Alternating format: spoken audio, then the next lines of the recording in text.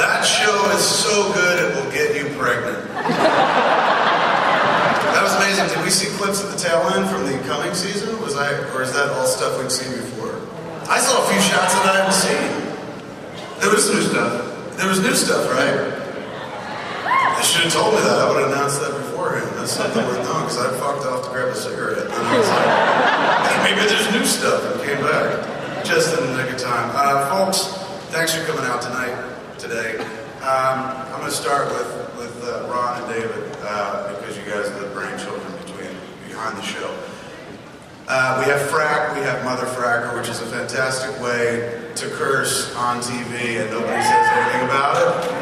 Big ups, I wish I'd thought of that years ago. But will we ever hear the Caprican equivalent of cocksucker? We're working on it. You only got 10 episodes left, dude, hurry up. We're saving it for Caprica, so we'll explore new and creative ways to curse in Caprica. Fantastic. I'm sure a lot of these people have watched all the DVDs, been pounds before, so they know a lot about the history of the show. What I'd like to focus on today, more importantly, is you guys are in the home stretch. You're almost done. Is it bittersweet, or you thank God it's finished? It's hard. We wrapped production on the final episode of Battlestar about 3 weeks ago, something like that, and it was hard. It was a very emotional time for everybody. It was very difficult to sort of let the show go, but I think there was a general sense from all of us behind the scenes and the cast and just everybody associated with it that this was the time to end the story, that we'd reached a point in the tale that we were telling where it just felt like it was time to resolve it and time to put a period at the end of the sentence. And there's a great deal of satisfaction with being able to tell the end of your story that I think we all found. Yeah, I mean the problem with it was that when we had the wrap party, which is typically when you get to make out with or tell to go screw themselves the person you've been holding back from all those years, we couldn't because there was still shooting left to go. So it sort of ended with a whimper, not a bang. We still haven't had the this is sort of the goodbye right here. You guys. In which case, go screw yourself.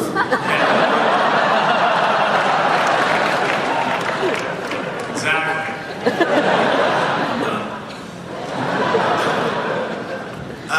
So I watched the show religiously, and then at the mid-season, what was it called? It had a weird, awkward, long name.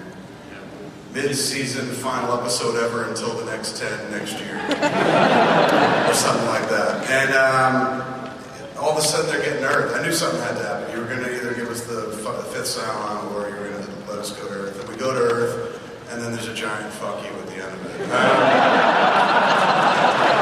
Why so cruel and hostile? Why can't these dudes enjoy a week down? Where maybe they get to Earth a week before, perhaps if there were bombs they hit. They get to hang out with people and shit like that. What I thought, I'm watching the episode, they blast into Earth's outer atmosphere, and I was like, it's just going to be a series of missiles launching from the Earth and taking the fleet out, and then the last 10 was going to be all about the Capricorns and the Cylons battling Earth. Why didn't you do something like cool?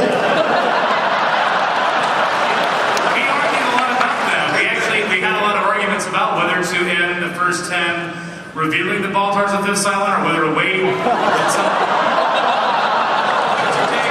Wait a minute. Oh, this isn't working. Sorry. Actually, with the writer's strike, that could have been the very end of Battlestar, too. That was what was floating around the set, because we had finished shooting the first 10 almost exactly in time with when the WJ went out on the strike. And so there was a lot of speculation that if the show never came back, if the strike really crippled the industry permanently and they had to cancel the show, that would have been the end. And that was like, oh, that would kind of suck. And then they got to Earth and it was really bad. The end. Thank you.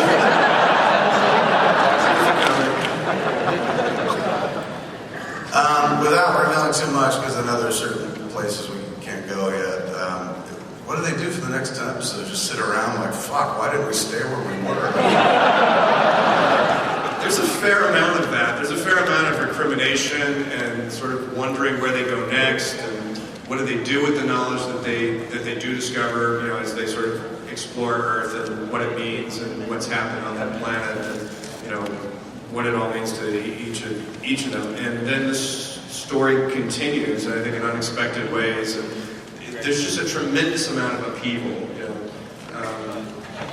things aren't pretty on Battlestar for a while. It's not really, you know, the most happy-go-lucky 10 episodes we've ever done, which is something of a shock, I'm sure. So yeah, things get bad. Things get really rough out there on the Battlestar and fleet. Lee gets really fat this time. Why'd you look at me when he said that? Let me ask you a question about that. One show, you were kind of heavy. Next show, you were boxing, suddenly you were thin. How do you lose weight that quick? Is there a secret? Will you share it with me? 2 fingers down the throat, often at meal times helps. A Jenny Craig tie-in deal too. It's good. And a new diet coming out next season.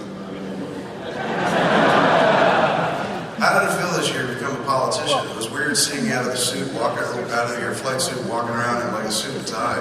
Oh, so good. It was like watching Dallas for a while. I was like, what happened? Why is it listening to badass? And the hair got better and better and better, and more orange and more orange and more orange with every episode. As my hair dye faded, and I got to gloat when Katee and Trucco here and everyone got dressed up in green sweat-proof suits and waddled around in their own juice. It's totally fine because we've had sweet revenge at the end. Don't worry about it. Don't tell them that. No, it was a breath of fresh air to be a catalogue model for a while.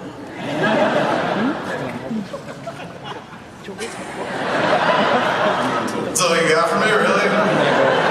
Moving on to somebody a bit more loquacious. James, when you, yes, he's very sexy. When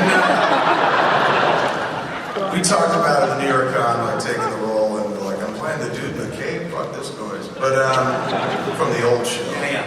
But guys, Walter, this show, that's a pretty cool and very complex character, but he's also the guy who fucks the most on the show. There was a whole three-way thing last season. They had to pay a lot of money. Yeah. I think that's one of the things just in a story that, especially like this, it's, what is it? In an American mindset, the bad guy gets more tail. Can I say that? You've got a sign here saying, please be aware that many members of your audience may be under 18 years of age. Okay, so I think tail is a good way to put it then. Yeah, and funny enough actually, I found making the first stuff a real, what's the word? If you're preaching to people that you're in love with God or you're seeing a new way, can you also be a nymphomaniac on the side? You know, genuinely, I'm being serious. It's like, you know, does that make you less spiritual? Absolutely. But it took me like 3 years to work that out. I was like, all the time I was like, I want to do one thing, but I'm also like woman crazy and a nymphomaniac. It's like the way you think, it's like that makes him a bad person or not reliable or he's only kind of got one thing on his mind. And then I was like, there must be so many people who, they've got goodness in their heart, but they're obsessed with something, one particular thing. Thanks, again.